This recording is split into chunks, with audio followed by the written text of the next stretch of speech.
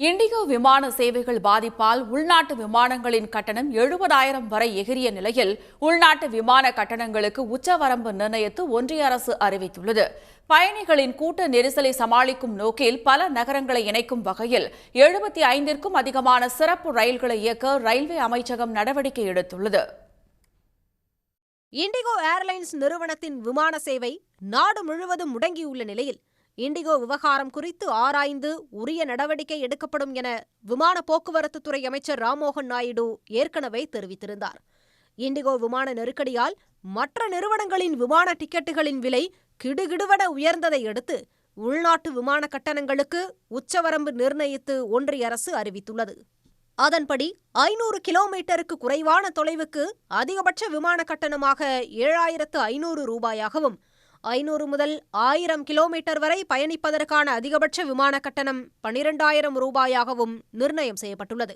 1000 முதல் 1,500 கிலோமீட்டர் வரையிலான தொலைவுக்கு அதிகபட்ச விமான கட்டணம் 15,000 ரூபாயாகவும் 1,500 கிலோமீட்டர் மேல் தொலைவில் பயணிப்பவர்களுக்கு அதிகபட்ச விமான கட்டணம் 18,000 ரூபாயாகவும் விலை நிர்ணயம் செய்யப்பட்டுள்ளது.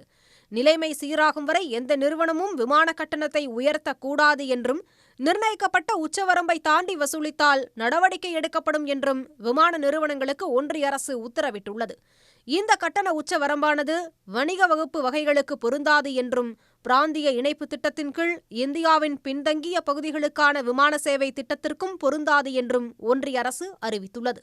இதனிடையே இண்டிகோ விமானம் ரத்து செய்யப்பட்டதற்காக பயணிகளிடம் இண்டிகோ நிறுவன சிஇஓ பீட்டர் எல்பர்ஸ் மன்னிப்பு கோரிய நிலையில் அவரை பணி நீக்கம் செய்ய வேண்டும் என்று ஒன்றிய அரசு கோரியுள்ளது.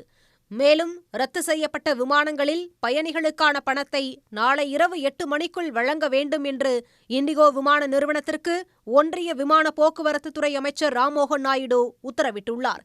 இதனிடையே விமான நிலையங்களில் பயணிகளின் கூட்ட நெரிசலை சமாளிக்கும் நோக்கில் நாடு முழுவதும் பல நகரங்களை இணைக்கும் வகையில் 75க்கும் அதிகமான சிறப்பு ரயில்களை இயக்க ரயில்வே அமைச்சகம் நடவடிக்கை எடுத்துள்ளது.